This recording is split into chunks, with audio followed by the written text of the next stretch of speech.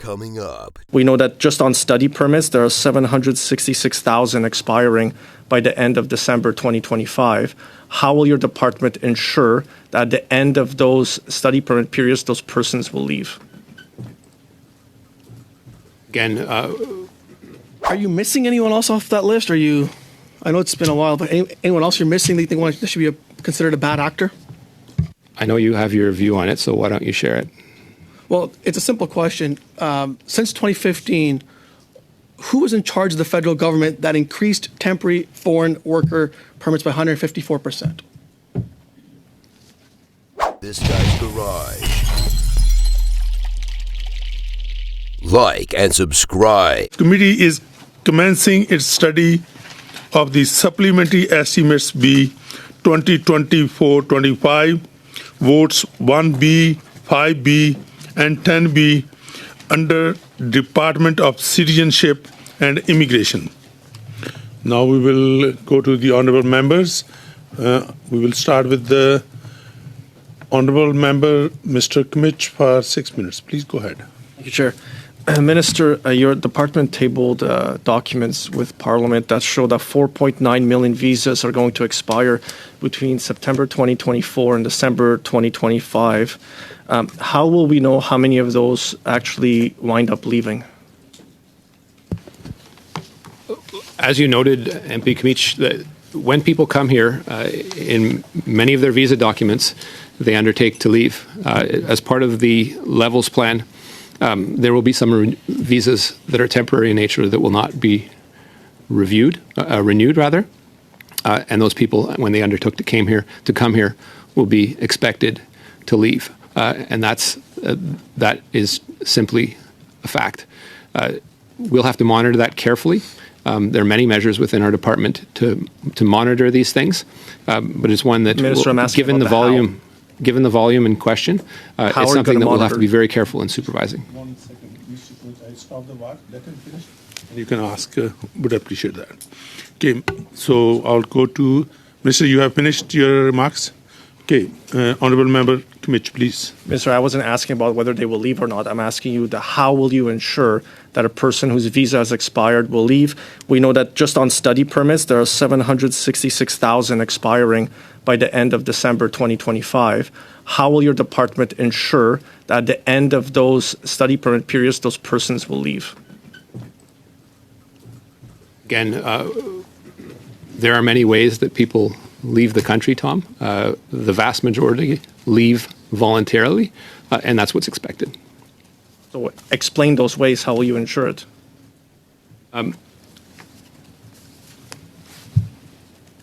We work with our partners, including CBSA, to investigate, obviously, and prosecute those who violate immigration law. If someone refuses to leave, they're in violation of the law. And CBSA, after due process, has the legal obligation to remove people. Again, this isn't something that is taken lightly, but in the vast majority of cases, those people that have come here temporarily and do not have the right to stay, in fact, leave. So then my next question will be, your plan calls for a cap on international students, 485,000 2024, 437,000 2025. There's been adjustments to those. So obviously there's a discrepancy between the two. So how many do you project will leave the country then at the end of December 2025? All 766,000? What's the proportion? What are the forecasts the department has? You'll have to be clear on that. A discrepancy between what and what? Between the number of people who will be allowed into the country and then the number of people who will be on a study permit that's expiring. So those who are expiring the end of December 2025, how many of them will actually leave? Are you saying 100% will be expected to leave, or are you going to send CBSA to chase all 766,000? You know that is not what happens. There are a number of things that occur. Some people actually get renewals. Some people get postgraduate work permits and stay a longer period. And we do work with CBSA to monitor these things. And when Statistics Canada reports on these, they take into account a whole variety of factors in estimating how many people are here and how many people have left. So at the end of this year, 2024, how many international students do you expect to leave, and how many have left so far when their study permits expired? How many have left As so far? of November today, we don't Or have October that number. 1st? Can you provide those to the committee? I don't know. We could look into it. Minister, how can you not know? It's in the immigration levels plan. There's a bunch of charts on page 22 starting about temporary resident immigration to Canada, persons who are in the country. It's in the immigration levels plan. It's in there. So how can you not know what that number would be? There's an order paper question, these government documents that were signed by your parliamentary secretary that were tabled with Parliament that has the numbers. So there's supposed to be expiring study permits in December, 84,642. And then in November, 36,130. In October, 10,182. In the month before, 127,348. So how many of those people are still in the country? How many have received the renewal? And how many of them have CBSA now looking at them? What I can provide to you as a number is the expected decrease over that period over the 3-year period, which is about 450 the first year, 450 the next year. That's net, incoming and outcoming, with a slight increase in 2027. So so how are you going to track then those whose work permits are expiring by the end of 2025? Again, it's in the hundreds of thousands. You're not giving me much confidence or Canadians confidence that you have a plan, because we have a breakdown by month how many student visas and work visas are expiring, and you haven't provided any information on the means. How are you going to do it? You say you have partner organizations, you're working with people. What are you actually doing? What's the process? How are you going to ensure people abide by the visa conditions? As I said to you before, just like the vast majority of people that come to the country on a temporary basis, the vast majority leave. In some cases, increasingly many, I will concede, people decide to choose. They are in a situation of irregularity in that case. Once they have exhausted their remedies, they are removed by CBSA. So that's interesting, because you've made public statements repeatedly claiming and saying and alleging, based on IRCC data, that is not what's going on. And that's why the IRB now has a record number of backlogged applications for asylum. And you have said that tens of thousands of them are actually international students who are staying longer to applying for asylum. And you're claiming they don't have a legitimate claim to make. That those are your quotes, the headlines you're generating by doing communications out there. So are you saying you don't have a plan, that this is part of your plan to have an increasing backlog at the IRB to deal with it? Thank you. The time is up. Minister, you please respond. There are an increasing number of international students making asylum claims, I think with very little hope, given their conditions. They, whether you like it or not, are entitled to a form of due process in this country. I don't think you would purport to deny it to them. Are there things we can do to make sure that's more streamlined? I would encourage you to follow the next few weeks as we propose more amendments to the immigration system and the asylum system. But let's recall that every party in this House, except for the Liberal Party, voted down our asylum reforms in the budget. A bit shameful, considering that Conservatives had proposed these in earlier years, but you chose to play politics about it. This is a system that is in need of reform, and it's in need of reform in the right way. Thank you. We'll go to MP Zahid. In the estimates B, there is also funding for the interim housing assistance program. So could you elaborate on the assistance the government has provided to cities like Toronto, who are trying to deal with the increasing homelessness?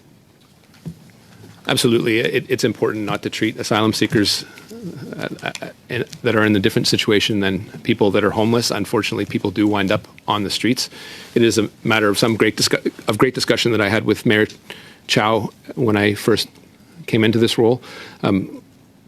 We were able to come to an agreement on making sure that Toronto was compensated. There is a natural flow of people towards the big city centres, and with big airports like Pearson and Trudeau. Migrants either move into Montreal or flow into Toronto, increasingly towards Ontario, to be frank. And we have to make sure that not only the government of Ontario is at the table, but we are supporting municipalities that are shouldering a lot of this burden without the fiscal levers that provinces and the federal government would have. I've recently visited the Peel Centre with Mayor, and then spoke to Mayor Brown as a result of his advocacy to get this up and coming. It'll be a game changer in the area. Obviously, the federal government has to do a good job in bringing the asylum numbers down, which are high again this year.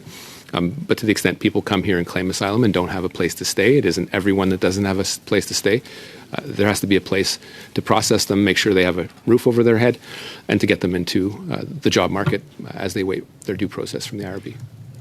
Have you actually done an analysis of what the economic impacts would be with this levels plan in terms of the reduction in the number of people that are needed to for various different industries and what the implications are for institutions? Have you actually done a economic analysis with your plan? And if yes, will you table it? I think is there a separate discrete study done by our department? There are ones that are done in the context of preparing the levels plans, but I've read a number of studies about the impacts. And in some cases, there will be some pain, and it's important adjustment for society and for example, institutions that have, I think, unfairly relied on international students to bolster their own balance sheets.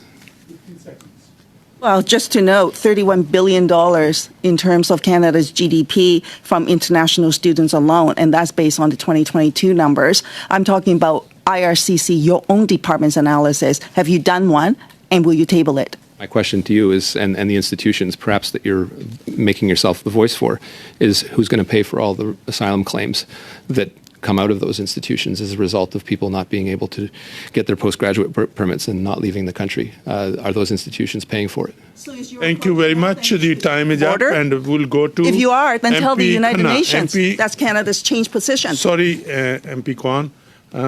You don't get it both ways. Sorry. I'm sorry, MP Kwan. Please, we gave you enough time, and it doesn't work with us here. So it has to be fair with everyone. MP Khanna, please go ahead for 6 minutes. Oh, 5 minutes, sorry. Thank you, Mr. Chair. Minister, a few weeks ago, the Prime Minister put out a great video or propaganda piece that he was trying to outline his future plans. He mentioned bad actors.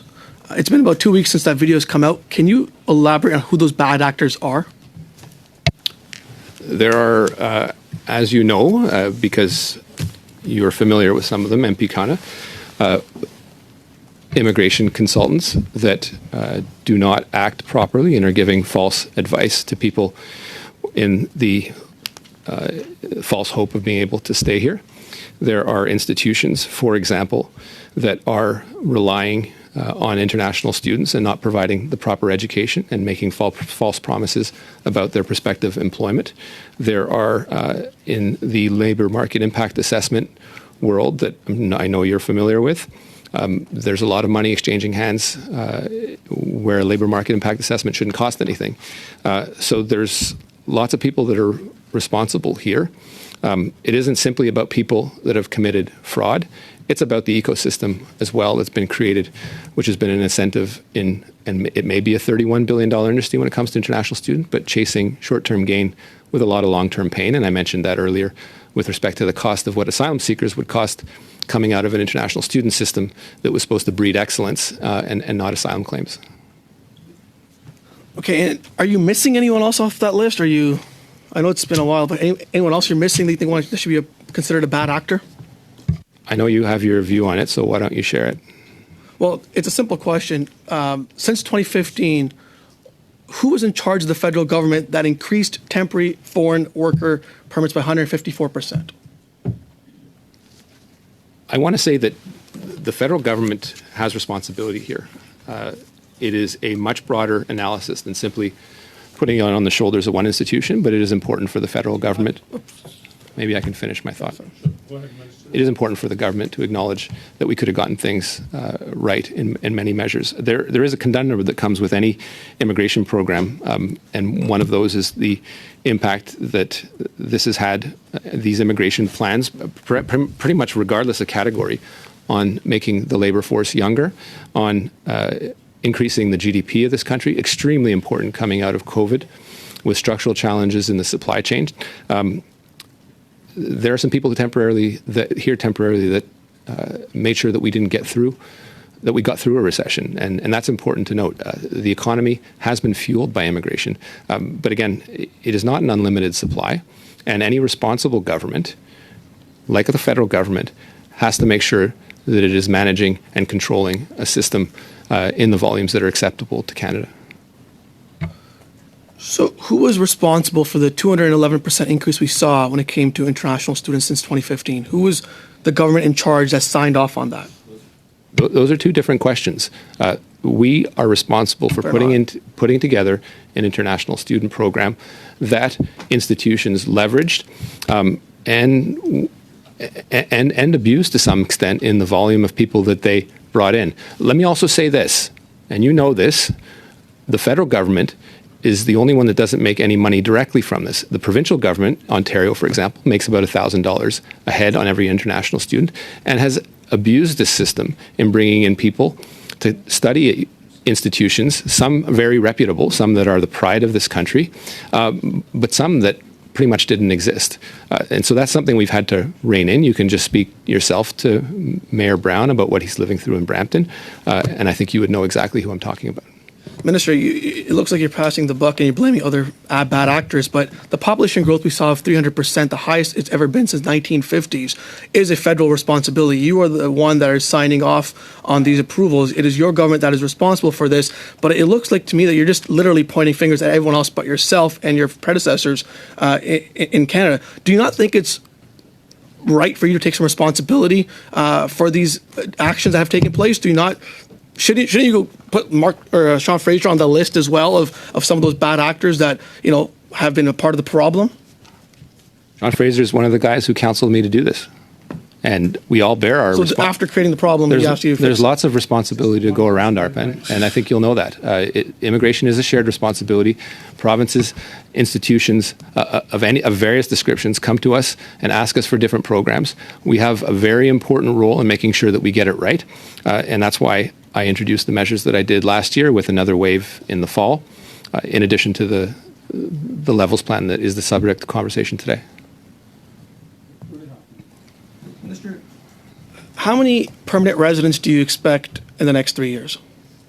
I expect what's in the levels plan. So 395,000 next year, a reduction of 105,000, 380 the next, and the year after that, 365,000. And how many temporary resident permits do you expect to issue in those 3 years? You can look in the levels plan for that. I'm asking you, Minister. It's in the levels plan. I'm asking you for those numbers, Minister. Look in the levels plan. Do you not know the numbers? I know the numbers. What are the numbers? How much time do we have? Lots of time, Minister. Lots of time. What's You're the numbers? not the chair, Larpan. 2 minutes, Minister. We still have 2 minutes to the round. We'll look in the levels plan. Harpreet, if you have that, feel free to share, or we can actually table those. I can. It's okay. Just give me the answer. It's okay.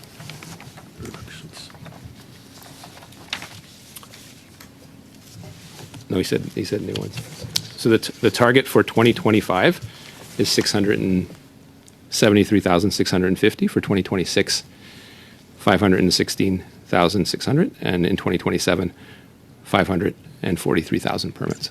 So if you do the math, so we're expecting probably 3 million people coming to Canada in the next 3 years, both permanent and temporary residents, correct? Again, if you need to be able to look at what the net population increase is for that period of time, and for the next 2 years, it'll be reductions with an increase over the next year. Okay. Last week, your officials confirmed to us that you're seeing skyrocketing refugee asylum claims with a wait time of 44 months for some of them. What are you doing to bring those numbers down in terms of wait times and to make sure that these cases are heard as soon as possible? Well, if you looked in the last budgetary exercise, we put a substantial amount of money in making sure the IRB could process more volume. It's, they are an independent body, so there's only so much pressure that we can exert on them. They do a great job, but with the volume that we're seeing, they are admittedly heavily charged with the numbers of cases that they're seeing. I put forth a package, and you would know this because your party rejected it in the last budgetary exercise to reform the asylum system, but you all sat there and smiled and shot it down with the Bloc and the NDP. So I plan to put forward more measures. I want to reform the system. It's not working in the way it should. That's a function of volume, but also a function of efficiency. The growing claims that we see now inland are not unexpected. They're ones that we saw with people having increasingly fewer hopes to stay in Canada and being counseled to file, I think unjustly, asylum claims where they don't where they shouldn't have the ability to do so. Thank you very much.